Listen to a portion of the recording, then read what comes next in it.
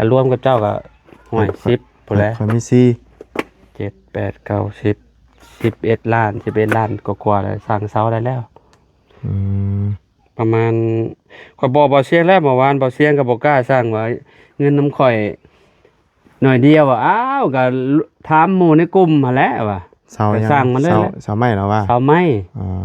เอาเก้าต้นว่ะ เก้าต้นเนาะ แม่น ต้นเท่าไหร่เดี๋ยวนี้ ยังเด้อยังบ่ได้ฮู้คือกันยัง 6,500,000 จะถามเพิ่นหน้ายังหน้า 15 อืม หน้า15ยาวประมาณ4 เมตร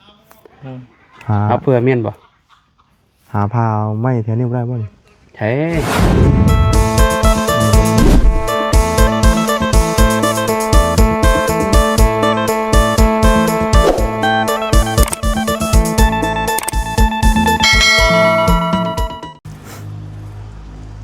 หอนอบอ้าวดีพี่น้องเอ้ยเนาะเอาตามมาอยู่โรงงานก่อนเนาะเป็นจังไดมีไปเลยอยู่เฮือนมื้อนี้พี่น้องเอ้ยมาเผาโรงงานอีกแหละเนาะโรงงานห้างเรานี่เผากลางเว้นกลางคืนเนาะยานคนรัก มันมีเด็กมีแนวที่ว่าขายได้เนาะต้องเพิ่นจ้างเผาต้องนอนเผานั่งเผาเนี่ยพี่น้องเอ้ยเนาะเปลี่ยนกันสลับปรับเปลี่ยนกันแต่ว่าคือมาเบิดทุกคนเนาะเอาเรื่องเล่าทางเพื่อนน้องเจดีจักจังใดพี่น้องว่าตูนก็ส่งมาถามอยู่ว่าทางจานลาวได้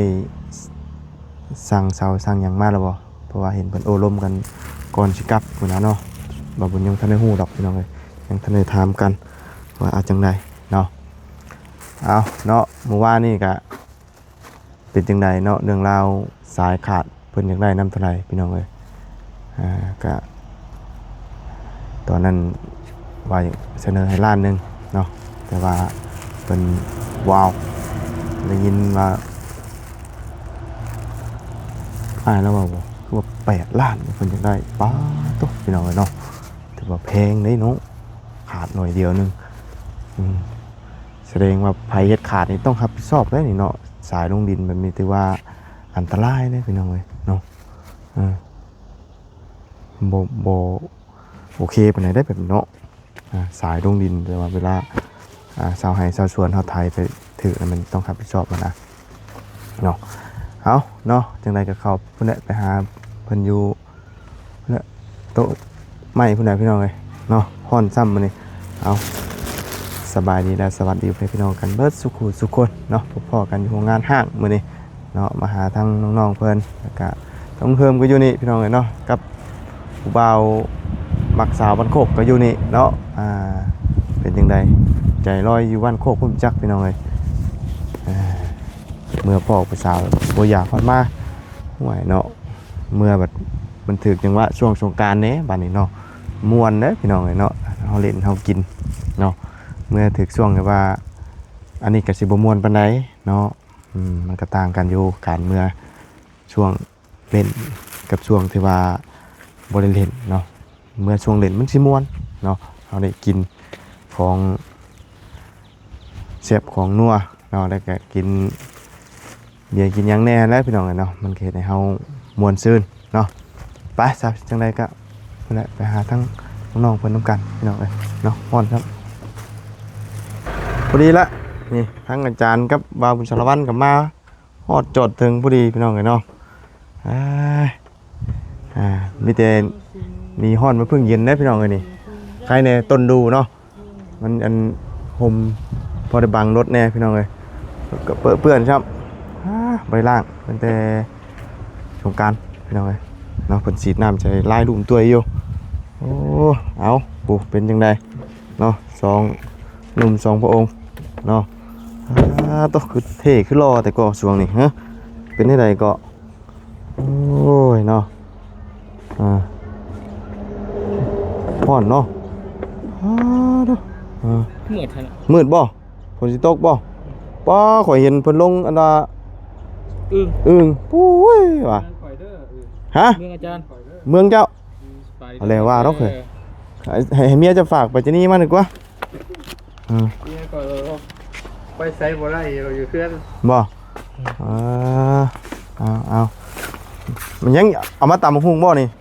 สบายดี พาสิตำมื้อใช่น่ะ ถึงแล้วคือได้ยินพ่อน้องเลี้ยงว่ามีขกมีหยังอยู่ในมังคุงก็มีว่าอยู่ในต้นนี่ว่า อ่า ลองเบิ่งครับบ่มีแล้วก็ย่าก็ไปตำทุกคน เป็นหน่วยยังมีอยู่บ่พี่ สิมีอยู่มั้ง มีเนาะ มีแล้วก็ แต่ว่า ไปตำ ต้องลวกมีใช่ไหมตำใช่ มีเด้มีจ้ะ เนี่ยมี ดี ก่อน เด้ เนาะ แยกส้มก็มันจะเป็นอะไร ฮ้อน คำบ่มีกับตำปีนะ อืม ให้ปี5 ปีมีมะม่วงเมียงไว้นั่นน่ะเนาะเป็นได้ยินทั้งมาตูนชงมาถามกินนี่เรื่องคือว่าสิสั่งเสา อ๋อ เพื่อนน้อง เมื่อนั้นน่ะรวมเงินกันบ่ได้รวมน้ำเจ้าได้มื้อนั้นประมาณ7 ล้านเท่าใดบ่มื้อนั้น7 ล้านไปปลายนี่แหละถ้ารวมกับเจ้าก็ห้อย10พุ่นแหละ ข่อยมี4 7 8 9 10 11 ล้าน11 ล้านกว่าๆแล้วสร้างเสาได้แล้ว อืม ประมาณข่อยบอกเบาเสียงแล้วเมื่อวานเบาเสียงก็บ่กล้าสร้างว่าเงินน้ำข่อยหน่อยเดียวว่าอ้าวก็ถามหมู่ในกลุ่มหั่นแหละว่า เสายัง สร้างมาเลยแหละ เสาไม้แล้วว่า เอาไหม อ่า เอาเก้าต้นว่ะ เก่าต้นเนาะ แม่น ต้นเท่าไหร่เดี๋ยวนี้ ยังเด้อยังบ่ได้ฮู้คือกันยัง 6,500,000 จะถามเพิ่นหน้ายังหน้า อืม 15หน้า15ยาวประมาณ4 เมตร หา เอาเพื่อเม่นบ่ หาพาวไม้แถวนี้บ่ได้บ่นี่ ใช่ นี่ไม่เบิ่งไม่บาแถวนี้ไม่ดูคือหลายต้นอยู่ ไม่ดูหลายเนาะเทนี่เนาะโอ้ย เยอะเนาะ อันนั้นก็เนาะโห อ่า โคได้ได้2 ต้น อ่าน่ะ 2 เสาอ่ะ เยอะตัดเอาแล้วเห็นไหมเนาะปะไว้ซื่อ บ่ได้แล้วจะเป็นเจ้าฟ้องมีงานเขาอีกสิมาเอาเนาะ เอาเนาะกะ เลย ได้คำว่าสร้างกัน นั่นแห เบิ่ง ละ นํกัน ลมกันอีกเทื่อนึง เห็น กับหมู่คู่พุ่นแหล้ว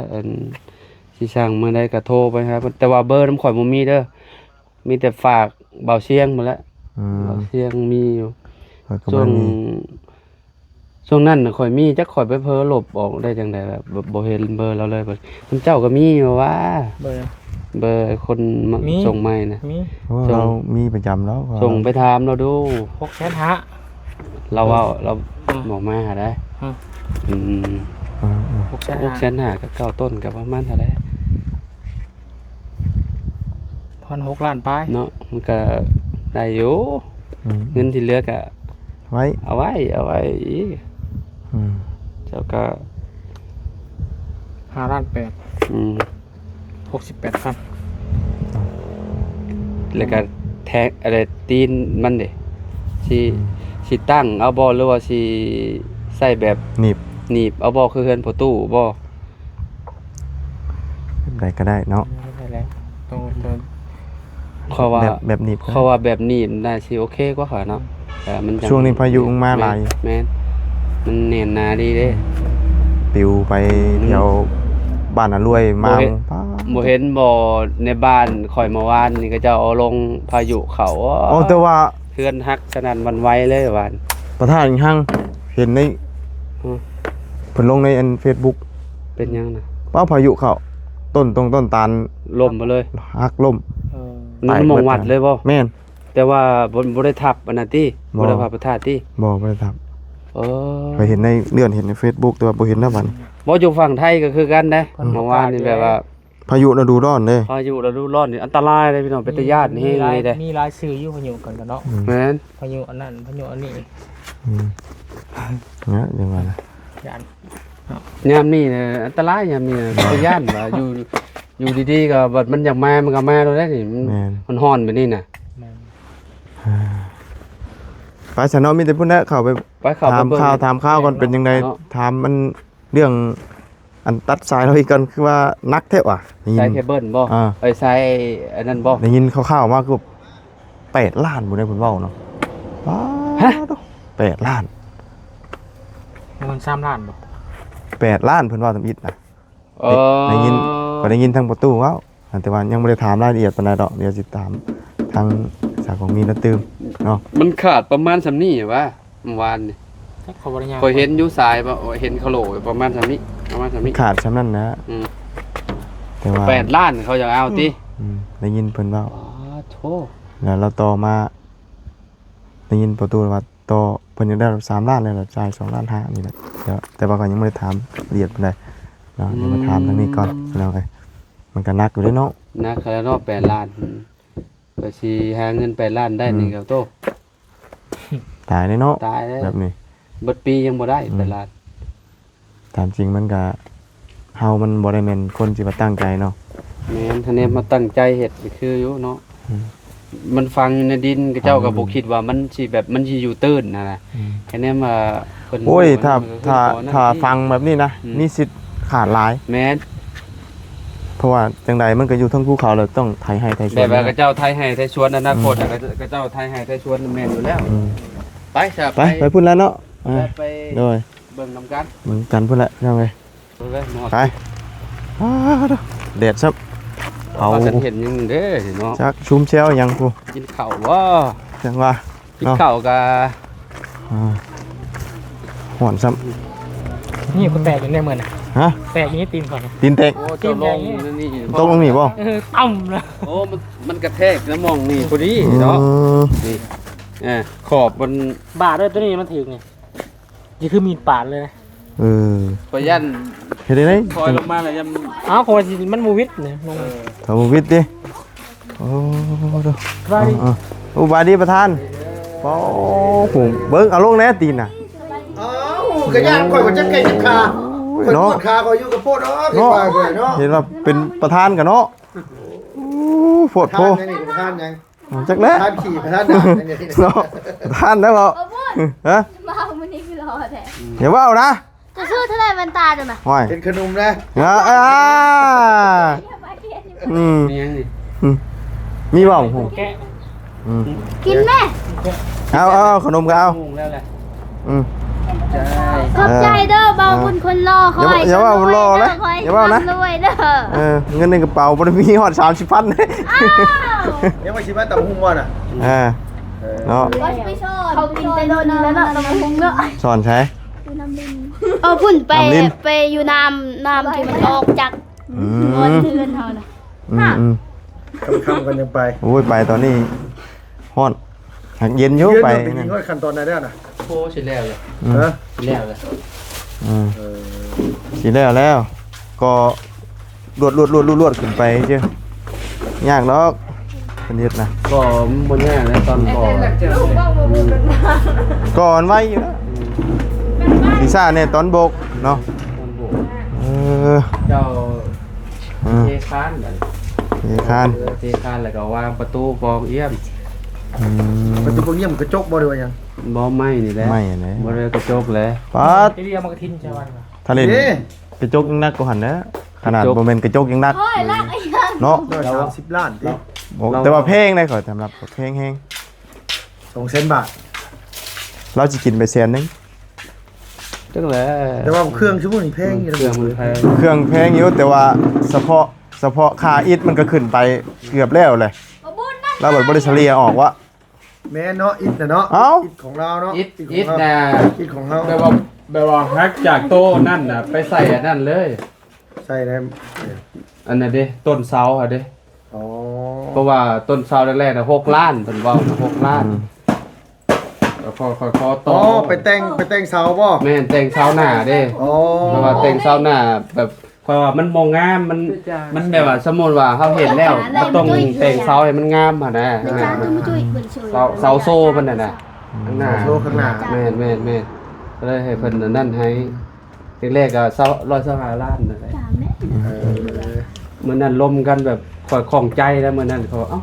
อืม เสาหน้าต้องแต่งบ่วะบ่ได้คะแนนแต่งต้องเพิ่มเงินเพิ่นว่า อืม ก็เลยว่าเอ้าเฮ็ดได้ ที เนาะ นี้ กระบอกเฮานะก็มัน แม่น หลายอยู่นู่นอยู่ สองสอง 200,000ปลาย บ่ฮอดได้เหรอ แสนไปปลายแสนไปปลาย เรียกตรงกระทรวงเขา แสนเก้า ค่าแห้งเพิ่นค่าแห้งลูกน้องเพิ่นว่าเพิ่นจ้างมื้อละล้านบ่คนลาวอ่ะมื้อละ350,000 เชื่อกันไม่ถึงจัน จ้าง คนลาวครับ350,000คนลาวครับ มันจ้างเวียดมื้อละล้าน แม่นมื้อละล้าน เพราะว่าเวียดเก่า เวียดเป็นเจ้าเห็นงานไวเด้เนาะ ไว้เวียดกำลัง มันต้องบินในล้านนึงนะมันต้องรับผิดชอบค่าตำรวจบวชเราไปเลย อืม เวลาตำรวจมาขวด เพราะว่าเจ้ามาเห็น จะมาเห็น เขาไปไทยสิแหละผม เขาไปไทยนี่แหละ ต้องเลยเสียเนาะ แม่ ยังใช้มะฮุงนี่ใช้มะฮุงนี่ จังแล้ว บ่สิมีแนวตำบ่ซะอยู่ด้านนี้หรือว่าบ่มีบ่พวกบ่ได้เป็นนัวไอ้อีหยัง เนี่ย ไม่ได้แปลกก็ซื้อมาอีก ไปซื้อมาแล้วประแดกขาดจะเป็นหนอกเป็นนัว ได้เป็นโนเบิล มังหุงอยู่นี่ก็มีอยู่แม่นบ่ มี ฮะ เทียมมี กระ มา เทียมกระเทียมหมดเลย เทียมบ่มี อืมเทียมบ่มี เทียมก็บ่มี ไข่ต มันก็บ่ครบมันก็บ่แซ่บแล้วเนาะ เอา ใช่ใช่นี่บุญ ต้องมื้อเอาเนาะคำว่าสิตำอยู่นี่ตำนี่ มันกระทิง จุ แซ่บ เจ้า เลย สิเผาฮอดค่ำบ่บ่ ฮะ จะมุ่นเจ้ามือ ว่าสิพากันเมื่อแล้วสิพากันไปสอนอยู่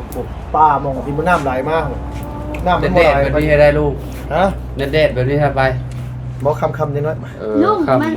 ยี่บ้านนั่นพ่อม ห่มอยู่เฮาไปตามเกลือห้วยน่ะใครกูไปมันเซอยู่ แต่เห็นจุชุมดาวอนไปยุกินนี่กับมันอันนั้น ไปกินนี่ ก็จะไป กินแห้ง จะไปหาซอส มันได้มีกระทิงเนี่ย เป็นหยังเนาะตำมังหุงแซ่บ นี่เรียกว่าผมมี ๆ ที่นี่ยังไปสอบ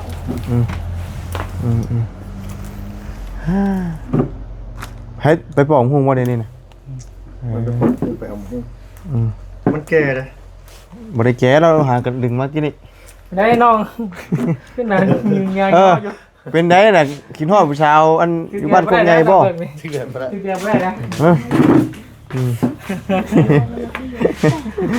เออเนาะ โอเค อันสายนั่นเพิ่นยังบ่ได้แล้วเลยเนาะคือยังถิ่มโคลอยู่ ยัง เป้า รูปเสียแท้ เออ ตรงนั้นห้า เอาก็พอตู้ได้ยินประตูแล้วว่าที่แรกเพิ่นยังได้8ล้านเนาะเป้าตู้หนักหน่วงอันนี้นี่ว่ะ ไผ่สิหายเพิ่น ทีแรกเราถามพ่อมาสิให้ลูกได้พอเลยขอน้ำเสร็จแล้วเห็นได้ลูกอ่า ขอให้ลูกทำร้านนึง ตัว อ่าย่างนี้เชยล้านหนึงนะ ว่าโทรถามพนาก่อนวันนี้โทรถามพนาได้8 ล้าน อ่า8ล้านมันก็เกินไปแล้วเนาะมัน นี่ยังก็แพงนี่ของมือเนาะเขาบอกว่า ห่อที่ อ่าเนาะเว้าได้เว้าเอาเนาะก็เรียก ต้องเอามาใหม่เลยเนี่ยแปลมาใหม่เลย แต่ไอ้ เขาได้สาขาสร้างมาแล้วบ่เพิ่นกองมีน่ะฮะก็สร้างเพิ่นกองมีมาแล้วบ่ก็อันนั้นน่ะเจ้าน่ะ ขาจาง อ่ะ งง เท่าใดค่าสร้าง ที่ผ่าแล้ว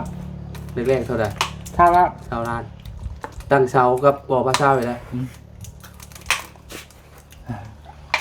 ทางแล้วแล้ว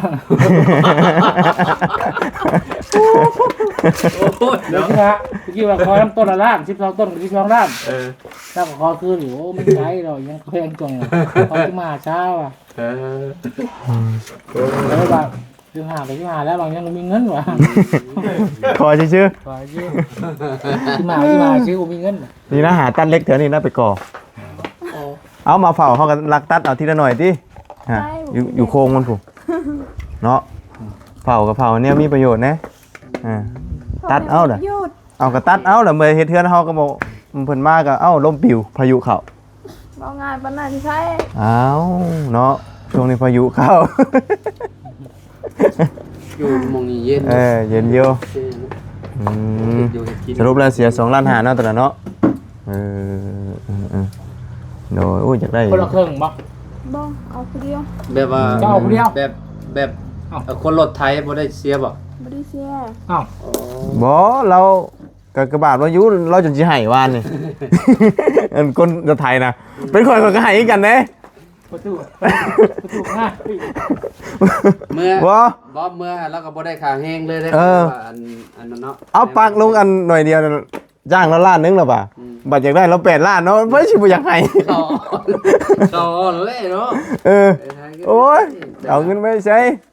เป็นข่อยก็ให้กันนะข่อยก็ได้โอ้ย เอาเราได้10 ล้าน8 ล้าน7แล้วแม่ในวันนั้น อ้าวเราก็เมื่อให้หัวหน้าแล้ว เอ เนาะ อ แม่รถเราเอง รถเราเองบ่ รถเราเอง บ่แต่ว่ามันได้หม่องคนละส่วนเนาะหม่องส่วนที่มันเสียนี่ งามเลย พักส่วนกับบ่งาม แบบบ่ผ่านมาได้ติ ผ่าน เออ เก็บที่ทูดดีเนาะ รถละเก่าปะจัก ไปแบบ บ่รถเก่าก็คะแนนเพลงก็โอเคเลยติ ทำให้ เราบ่อยากขายรถแห้งบ่ ไทย บ่แม่นว่าเราถ่ายแบบจะเปิดน้ำมันลายนะ บ่อยากพังที่บ่ ทูไปซื่อๆนะนี่เนาะโอ้ลงแล้วซะ หนึ่งละยันละมันเปลืองสองมาละยันเห็นรถแล้วนั่นรถเห็น โอ้ฉันน่ะจะมารับจ้างหยังซะ เบิ่งแม่ลูกเราขับตั้งเห็นหน่อย บ่ให้นอนขับเป็นโอ้ยมันเฮ็ดเหยียบเอา คือหมายลูกเรามาครับจ้ะ เอาแต่ง หมายลูกเรามาครับจ้ะ เราไม่ได้นอน เมื่อบ้านมั้งเถอะ ขับบนอื่น เนาะ ไม่ได้ขับบนอื่นแต่ยันเราพักปีไม้เด้ เนาะ น้อยก็ยังดิ้นอยู่ เฮามันเลยกี่บ่กี่เฮาดอกมันเลยเป่าตะ เป็นอะไรเมื่อลินอยู่พุ่นม่วนบ่ม่วน ม่วนแล้วเมื่อถึงช่วงกันม่วนเนาะ เนาะถึงช่วงม่วน ถึงเมื่อถ้าว่าเมื่อถึงช่วงของม่วนเงางอยแล้วเพิ่น มันก็ มัน สิแตกต่างกันอยู่เมื่อช่วงเทศกาลงานบุญ เมื่อช่วงนั้นมันถึงเมื่อช่วงมีเบียร์กินก็ได้ม่วน เมื่อยามหน้ากับมวนอยู่เมื่อยามหากบหาปลามวนว่ายาม ลูกไผ่มันจามเยี่ยมปูมันมีเนาะ ไผ่บ่มาหรือไผ่สิขับไผ่วันที่เช้านี่ ถามไทยเลย ชวนผู้บ่าว ตายไปได้ไหมหาเงินอยู่ไทยได้ ไปหาเงินอยู่ไทยไป ไปอยู่ไทย ถามอยู่ ได้เงินได้ ถามข่อยอยู่ยี่เฮ็ดพาสปอร์ตไปไทยเท่าไหร่ล่ะวะประมาณ5ล้านข่อยว่ะ เอาเร่งด่วนก็ประมาณ5,000นี่ดี5,000 บาท แต่ว่ามันก็ต้องนี่แหละเขาต้องจ้างนายหน้าต้องเซ็นทุกอย่างไปแต่พี่เบิดเลย แม่น ทุกอย่าง เฮาก็คนอยู่พี่นั่นแหละ คนอยู่พี่มีคนแลนบ่ ต้องเฮ็ดอยู่ มันก็ต้องมีนะ แอสโฟนนี่นะสิมี มันก็มีอ่ะนะเนาะ เนาะมันก็ เพราะว่าฉันคนแถวบ้านดงไปเซลเนาะ ฉันมีคนไป ครับไปเบอร์หาประสบการณ์ แม่นประสบ อยู่ การณ์ ไทย แต๊บ ลองหาเงินอยู่พุ่น ไปพุ่นน่ะม่วนได้ คะแนนเฮาบ่ได้เฮ็ด YouTube เฮาก็สิอยู่ไทยบ่ก็ได้กับคือสิบ่ได้เฮ็ดบ่ได้ฮู้จักกันดอกกับเจ้า จักเนาะ คิดว่า ม่วนอยู่พุ่นน่ะ เดียวกันบ้านเดียวกัน บ่ได้อยากมา อ้าวสมมุติว่าจุ่มก่อนบ่เป็นยูทูบเบอร์ก็สิฮู้จักกับซุเจ้าบ่เราบ่ฮู้จักกันแหละ บ่เห็นดอกแบบนี้ติผู้นั้นนั่งยิบผ้าก้นจนโปงอันจนโพงแต่ละคนน่ะ ข่อยเฮ็ดกับข้าว คอยแบกเล็กจนคุมื้อนี่ม่องนี่น่ะกระดูกข่อยน่ะเวลาเฮาตื่นมายามเช้านี่เฮาเฮ็ดแบบนี้น่ะรู้สึกได้เลยว่ามันแตกอ่ะ ข่อยน่ะพัดข้าวอาจารย์เอ้ยข่อยน่ะแต่เช้าก ล้ามจนใหญ่ดิ กะใหญ่ฮ้อนเลยความฮ้อนน่ะพี่น้องเอ้ย แต่ละคน อันเกลือนี่บ่ต้องใช้ บ่ใช่อยู่ มันหยาดลงนี่มันหยาดลงกับข้าวนี่ บ่ได้บ่บุญเอ้ย บ่ได้หยาดลงบ่ ตกเซฟปรีได้เนาะเป็นอันเฮ็ดกับข้าว พอใส่หมวก ถ้าลูกค้าคือแบบเจ้าเคยเห็นนะบอกแบบว่าคือก่อนเป็นลูกค้าไปเลยเห็นเจ้าเฮ็ดกับปรุงกับข้าวเคยเห็นบ่ บ่ได้ บ่ให้เห็นเลย บ่ เออ ครัวจังหากเลย อยู่ในครัวใหญ่ดิ ว่าคะแนนบ่เห็นนี่ก็ ติดเอพร้อมได้แต่ติดเอพร้อมได้แต่ติดเอฮ้อนได้บุญเอ้ยว่าครัวใหญ่ติดแอร์พร้อมแต่ยังฮ้อนคือเก่าเอาไฟมึงเถื่อเอาเร่งไฟ อยู่กับไฟเด้ เร่งแก๊สเนาะ 5-6 เตาเนาะนั่นน่ะ ฮ้อน ฮ้อนแฮง บ่ไหวจัง แนวมาแล้ว น้ำนี่ก็เปิดตลอดน้ำมันล้างล้างกระทะเปิดตลอด ครัวใหญ่เนาะ แต่ว่าเฮาเฮ็ดคือเขาเคยเห็นแหละเขาเดียวนะแบบว่า แม่นอะไร แต่ว่าช่วง อยู่กับมันตลอด ช่วงวันเสาร์อาทิตย์นี่บ่ได้พักเลยมีแข่งจนปั้น ยืนลาย ยืนหมดมือเลยนะเวลากินข้าวก็แทบจะบ่มีเลยเวลากินข้าวอ่ะ คือข่อยยอมรับเลยว่าข่อยบ่มักอะไรอันหั่นแบบหั่นกับข้าวไปเสิร์ฟไปอย่างนี้ข่อยบ่มักอะไรข่อย เชื่อข่อยก็บ่มัก บ่มักเลยจะเป็นอย่างแบบว่ามันเห็นคนหลายแล้วมันมัดน่ะ เสิร์ฟก็บ่มักนะ ข่อยมักตัวนี้ข่อยมักตัวทรงเหล้ามันได้ติ๊บเอ้า ไอ้นี่ นี่ตัวนี้ได้ติ๊บได้ แม่นแท้ พวกเด็กเอ็นเด้ ช่วงเหล้าตั้ง เราก็ให้ติ๊บมันนั่นแหละ ให้ติ๊บได้ ใจดีในการเป็นร้อยเนาะ โอ้ต่อยาฉูดเป็นม้วนหนึงก็ให้ร้อยหนึงโอ้ดีใจง่าย เวลาเมาอะไรใจใหญ่เลยให้นะ เจ้า มาไปมื้อแรกมีลูกค้าอีกโต๊ะเดียวอ่ะมื้อนั้นได้เงิน700 บาทมื้อแรกเลย แต่ว่าบ่เรือบ่ บ่เรือ โอ้บ่เรือแล้วชีวิต บ่เลิกเวียกมาได้กับเป็นตัวเองมาดิบ่ ชีวิตวัยรุ่นเด้เนาะ เลิกเวียกมาได้กับตัวเองมาดิพี่น้องเอ้ย กินตัวเองบัดนี้ ได้ ได้ไหน แต่ว่า ชงเรา แต่ว่าเป็นงานบริการน่ะข้างหน้านี่คันว่าเป็นติปร่วมนี่ก็เฮาก็สิได้น้ำอยู่คันติปแบบติปต่างหากเงินติปแบบส่วนตัวนี่พ่อครัวนี่ยอมพ่อครัวนี่ บ่ได้เด้ บ่ได้นะ มันมีตัวรวม แบบว่าคือหน้าตาดีคือชุกีนี่ไปเป็นแบบพวกนั้นน่ะโอ้ย อันนี้นั่นตุ๊ดมักอีดี เกตุ๊ด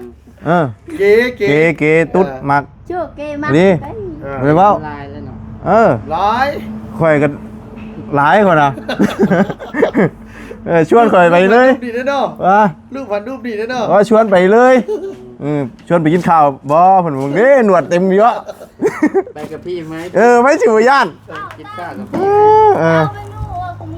ถ้าไปนัวตากันทีละ ฮะ กว้า ต้ ง องกล่อง พี่ตามบ่ กระเทียมมึงมีบุตร ส่วนอันนี้ เอาตามบังฮุงพี่น้องเอ้ยวันนี้เนาะ คิดยากเลย เอาจ้าพี่น้องเอ้ยขอจบคลิปไปเพียงแค่นี้ก่อนเดี๋ยวตามบังฮุงมาห้อยก่อนหาบังฮุงก่อนเนาะโอเคไปสบายดีเด้อสบายดีเนาะไปจ้าพี่น้องเอ้ยมันฮ้อนมันเอ้าเนาะสังกะสียนต์ใหม่แล้วนี่ไปจังไดกะพบเจอกันใหม่เด้อพี่น้องเนาะขอบคุณพี่น้อง FC ที่เข้ามาติดตามนะครับชมไปแล้วพี่น้องสบายดี